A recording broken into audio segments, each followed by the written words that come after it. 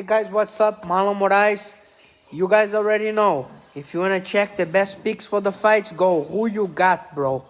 He's the best. He been making a lot of money. And let's give him a shot. Follow him and follow his picks.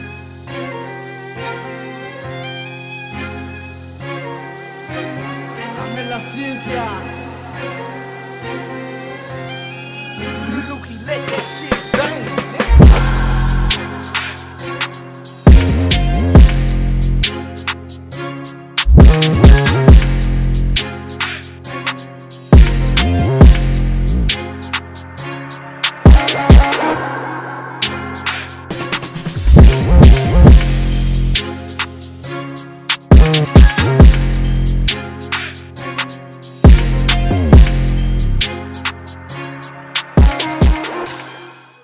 There we go, Dana. Let me see your meat, boy. All right, what's up, guys? It's your MMA weatherman. We're back with another forecast prediction, and you guessed it. There's a 100% chance of rain every Saturday over here on this side. So, you know, whether you bet big or small, the money will definitely come in. This week, we finished 8-0 in all our bets. Starting with the Contender series, we hit 2 Fat Girl bets on Huck Buddy, I still can't get the name right, and Molina. So we started off the week pretty good. Going into Saturday, we had a full sweep of the card. We had Neil Magny money line, Neil Magny plus Ricardo Lamas parlay, Alexander Rakic plus Marley Martin parlay, Impa Kasagane money line, and Rakic versus Smith and Magny plus Lawler to go over 1 round, which all those bets were on their minus 200 value. But let's get into this upcoming card. So for the first fight of the night, we have Chase Aguero Gibson going up against Tucker Top Gun Lutz. Gibson comes into this fight with a 9-4 record, fighting out of California Mixed Martial Art in, you guessed it, Los Angeles, California. Gibson's very light on his feet, very quick on his feet as well. He's a very slow, it sounds a little weird, but he's a very slow, methodical in his movements, which can be, pretty deceptive to his opponents before he'll just explode with a flurry of attacks. So he's kind of like a Yoel Romero, but obviously not even close to Yoel Romero, but you get the comparison there. His hands are pretty decent, good accuracy, his pretty good snap in his jab and his 1-2, especially on his strikes down the pipe. So anything down the middle, he's pretty decent at it, but when it comes to the hooks and all that stuff, it doesn't look too pretty. His kick game is actually pretty good as well. He'll aim to chop down the leg, the lead leg especially, before starting to mix it up to the head. He'll do like a little question mark. He'll go for the lead leg, then try to bring it up top. In the grappling department, he's not, a very notable grappler, but he has some powerful, explosive takedowns himself. Sometimes he'll shoot recklessly and leave himself exposed, which is, in his KO loss against Horatio Gutierrez, it cost him big time, especially after he got up. He got clipped when he tried getting back to his feet, and it was pretty much sayonara from there. His takedown defense it's okay. It's not something to write home to your parents about, but okay, I mean, it's not terrible, but definitely something that needs to be worked on. When he loses the scramble, he'll kind of just pull guard.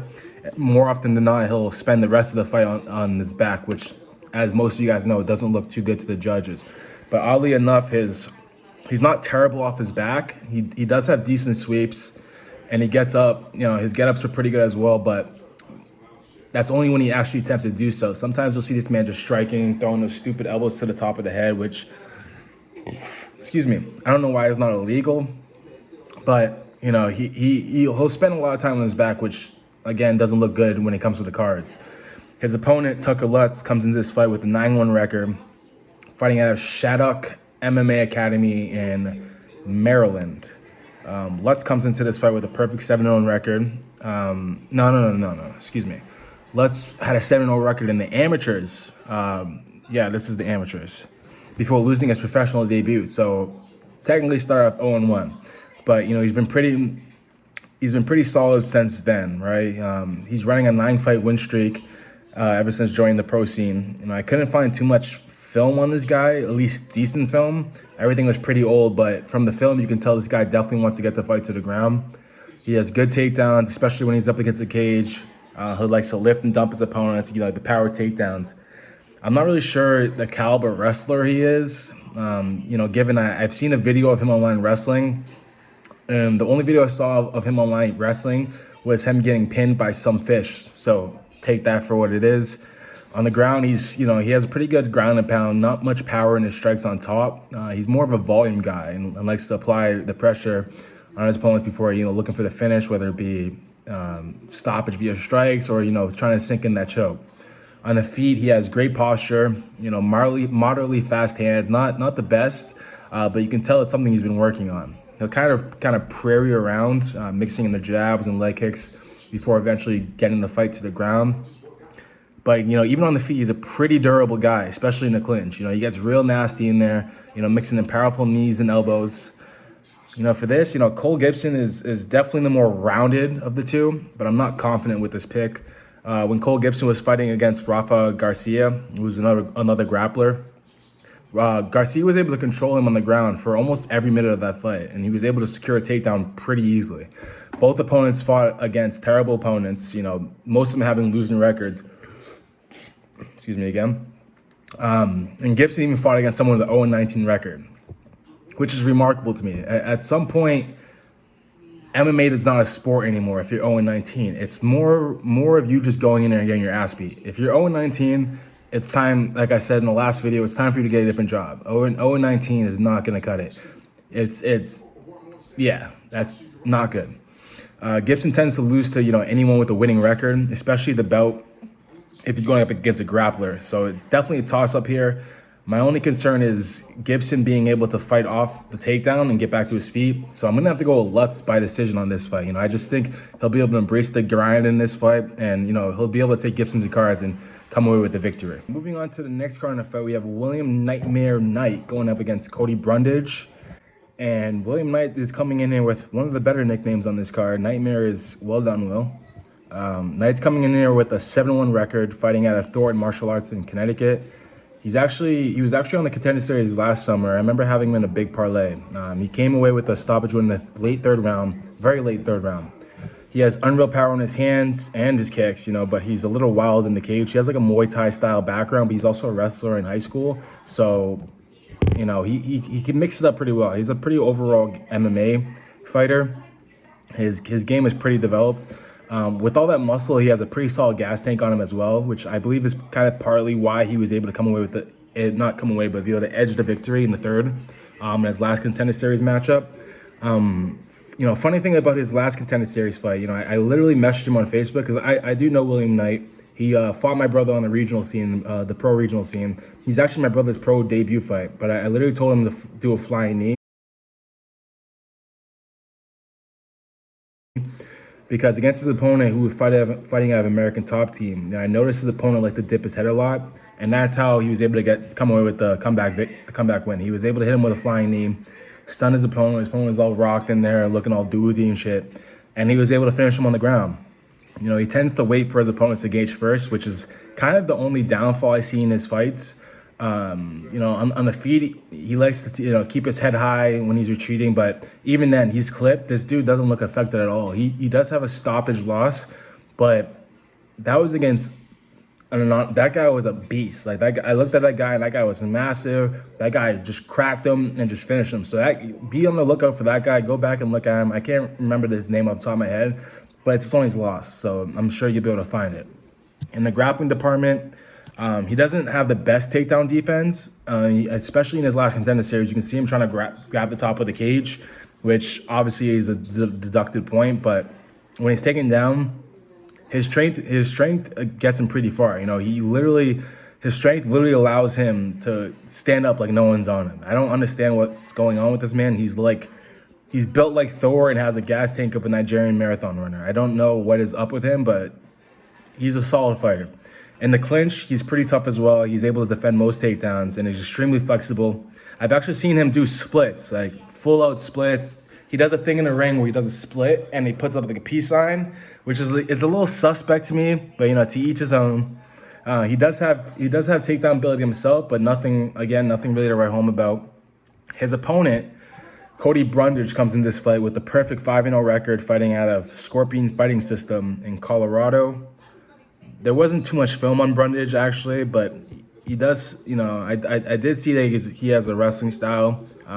He's a D2 wrestler, so his game plan is just going into this fight. He just wants to take the fight to the ground.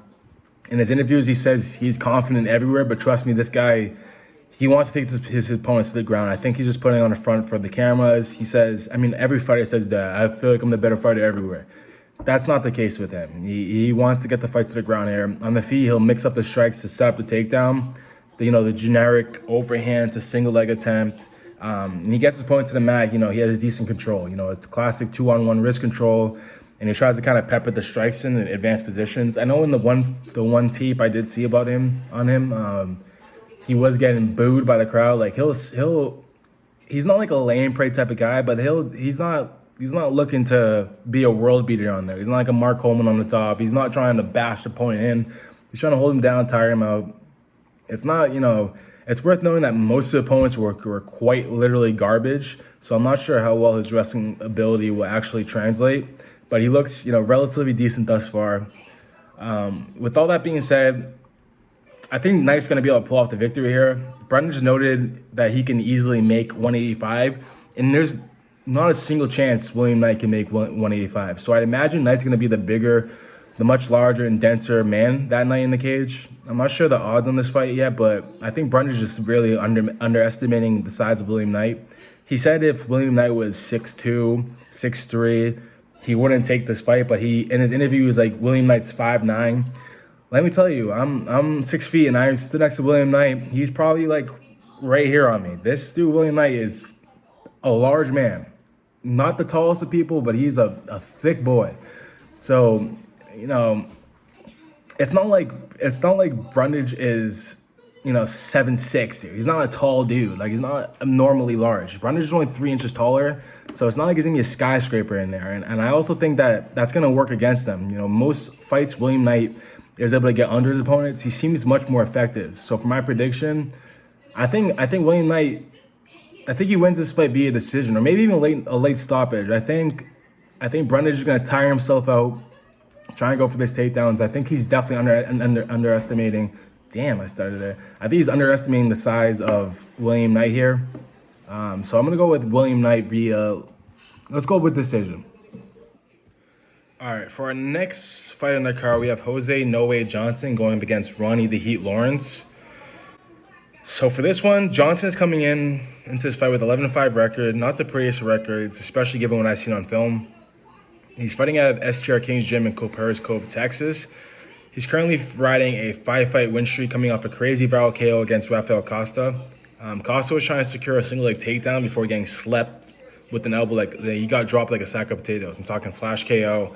I'm pretty sure if you go on YouTube, you can just find it instantly. Just Jose Johnson KO will probably be the first thing that pops up. On the feet, he has a pretty unorthodox style, very quick and explosive. He mixes up a lot of movement on the feet, so it's pretty hard to predict what the next strike's going to be. He has a fun and flashy style in there that he's stupid quick with strikes down the middle. I'm talking front kicks, teep kicks, straights, the whole nine. Anything down the middle will pretty much beat his opponent to the punch. He's super long and lanky for the division, so it kind of reminds me of like a Michael Venom Page out there, but without all the douchebaggery and excessive theatrics. In the grappling department, he's okay. All right, he has great takedown defense, but given his length, it's kind of easy to control him against the cage. But even when he's taken down, he's very calm and relaxed off his back, and it's very hard to pass his guard with those long, lanky legs. He doesn't have the best fight IQ. With that being said, he's still a very dangerous in-game opponent, and he can pretty much finish the fight from just about anywhere. Let's move on to his opponent. His opponent, Ronnie Lawrence, comes in this fight with a 5-1 record, fighting out of Nashville, Tennessee. Despite the lack of competition, Lawrence doesn't have the best MMA experience, but he does have a lot of MMA experience. Not the best, but a lot. He has pretty good accuracy in his punches. He mixes it up pretty well. Likes to spread the love to the head and body, so my guy doesn't discriminate in there when it comes to striking. He'll throw it up. He just likes to keep his opponent guessing, but not in the same way as Johnson. Johnson just like all over the place out there. He has a kung fu background, so he comes in with those traditional Muay Thai kicks with like a mixture of spinny shit, like most people like to say. Like talking spinning back kicks, spinning heel kicks, all that stuff. Although it's not very accurate, he'll still go for it. So I love the confidence. For my prediction, I'm gonna have to go ahead and edge Johnson to come away with the victory here. He'll be the bigger man in the cage that night, and from what I've seen on film, he looks a lot more polished on the feet. But who knows with these fighters? These fighters tend to come out there on a Contender series on some possessed shit, right? They look completely different from what we've seen on film, just because they're trying to wow Uncle Dana, try to get that contract. But with all that being said, I'm going to have to go with Johnson via second round stoppage. I just think he's going to be too much on the feet for Lawrence, and I think he'll be able to get it done in this fight. We have Nate the Savage Smith going up against Jimmy the Brick Flick. Quite catchy, but that's a terrible nickname, Jimmy. Nate Smith comes in this fight with a unblemished 6-0 record, fighting out of Elevation Fight Team in Denver, Colorado. Most of you guys know what's up with Elevation Fight Team. Excellent gym. They've been on a tear lately. Smith has a Greco-Roman wrestling base, which is primarily focused on upper body throws. He has great takedowns, slick wrestling ability, great get-ups from bottom. So you can tell it's pretty hard to hold this man down, especially with his scrambling ability. He does tend to put himself in bad positions, especially when he's chasing the submissions. But again, his scrambling ability kind of allows him to just get back to his feet instantly. In terms of top control, if he gets your back, it's, from what I've seen, it's pretty much over from there. Whether it be from submissions or strikes, he's always looking for the finish in there. He may be more comfortable on the ground, but this man always brings the fight in the feet. Compared to other grapplers, he has great kicks, forward pressure, lots of feints. And his 1-2 is actually pretty polished. His strikes on the middle. He's let's just say, he's an overall MMA fighter. He's coming to bring the fight, but he'd much rather have this fight on the ground. But for his opponent Jimmy Flick is coming into this fight with a 14-5 record, fighting out of Forza Combat Sports in Oklahoma. Flick is also a wrestler, but he's more of a freestyle base, so it's not really upper body throws. It's more of single legs, double legs. Just what you would see in high school wrestling, that's kind of what he brings. High school wrestling, college wrestling, same thing. He definitely doesn't have the best stand-up ability. He drops his head a lot as he looks for takedowns or as he just tries to advance position, going forward. You can definitely tell this man doesn't want to be on the feet whatsoever, right? He'll kind of pitter-patter on the feet, throw some kicks here and there, even some jabs, and he'll just shoot straight in for the single leg. I'm not really sure about his jiu-jitsu experience, but against Fisher, homie snatched up a crazy choke on the scramble. I'm talking faster than your first time with a lady friend, if you catch my drift, right? This guy was all over him like flies on a bomb. It was one of the more slicker submissions, right? He got like an arm triangle from bottom, and it somehow ended on top right away. I didn't really understand what happened, but it was pretty nice. His clinch control is also pretty good, but more often than not, it's against a lesser opponent in there. His most recent loss against Ray Rodriguez was beating him like a hooker who owed him money, forcing him to look for a takedown. So definitely not the most comfortable on the feet, if I haven't mentioned it already. He came out there, Rodriguez got the fight to him, almost had the fight stopped. Second round came, Rodriguez, finished his dinner. He came out there and just smoked the man. So doesn't have the best experience on the feet. His game plan is pretty cut and dry. If you can't take the fight to the ground, he struggles pretty tragically in there. So, I think Smith will be able to live up to his name and be the savage that he is and bring the fight to Flick. So for that reason, I'm going to have to go with Nate Smith by decision. I think Jimmy Flick is pretty tough in there. In one of his fights, he was losing the fight before being able to pull off the victory. And after he won the fight, he was in there saying, I wanted to quit. And he's literally saying this to the crowd. He was like, I wanted to quit. I actually quit for like 5 seconds, and then I heard the crowd, and I got back into it. But in this fight, there's not going to be a crowd. There's not going to be a crowd. It's just going to be him versus his opponent. And I think Smith is going to be the better man that night. And Jamie's kind of tough, so I don't see Smith being able to finish it. But I do edge Smith to be able to get it done by decision. Main event tonight, we have Dennis the Great Bazookia versus Melsik Baghadasaryan. Definitely didn't say that right, but whatever. Dennis, I think he dropped the ball not giving himself the nickname Bazooka, but I'll digress. Bazookia comes in this fight with a 4-1 record, fighting out of Longo and Wyman Gym in New York, more notably known as Sarah Longo Gym. Nothing really to note about this fighter. He's tremendous heart and gas tank, but not the best fight skills for what I've seen on film. He tends to keep his hands pretty low and eats unnecessary shots in there. But that being said, this man has quite the chin on him. So, definitely sign him up for a CTE study in the future. He tends to wait for his opponents to gauge first, which doesn't make much sense because he's not the best counter striker in there. But you know, he does have some decent counters down the middle. But when he gets into that hook, stand and bang mentality, he looks absolutely miserable. And I don't really know who you learned that from. It must be something he brought from the amateurs, because that's not something they're definitely not teaching that in his gym. That gym is a pretty notorious gym, so I don't think they're learning that stand and bang mentality over there. His takedown defense and scrambling ability are pretty decent as well, which makes sense coming out of his gym. Again, they have very notable wrestlers, grapplers, the whole nine. And even when he does get taken down, he's able to get back to his feet almost immediately. But I don't think he's have to worry about that against his upcoming opponent, who's a kickboxer. His opponent, Melsik, coming in with a 4-1 record fighting out of Glendale, California. He's a former K1 kickboxing stud. He lost his first fight via submission, but has been on a run since, which makes sense because if I'm facing a K1 kickboxer, I'm probably going to take him to the ground and try submitting him. And that might be the game plan for Dennis coming into this fight. But let me tell you, this dude Melsik is an absolute animal on the feet.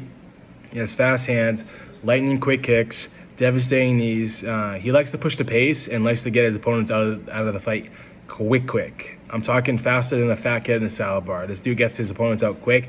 But that being said, he hasn't faced the stiffest of competition, so take that for what it is. For my pick, Bazookia is way too wild on the feet for me. He shows glimpses of being precise and measured, but more often than not, he tends to just stand there and get into like pointless exchanges with his opponents. So I can't really trust my money on that. Surely the game plan coming out of that gym will kind of be the takedown, like I just mentioned, to take down Melsik to the ground. But I think Melsik will be able to, keep the fight standing and piece Buzukia on the feet.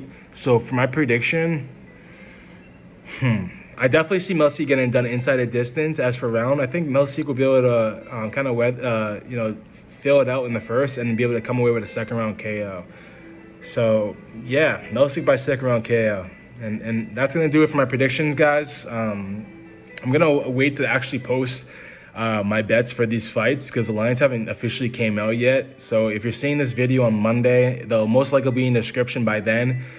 However, if not, definitely check me out on Instagram at Who You Got Bro. I'll definitely have them up there on my story, either on my story or underneath my profile, the little highlight circles. It'll be Dana White Contender Series, and then my picks will be there. So if you like this video, go ahead and drop a like, comment who you have on this fight, and subscribe. And I'll see you guys next time.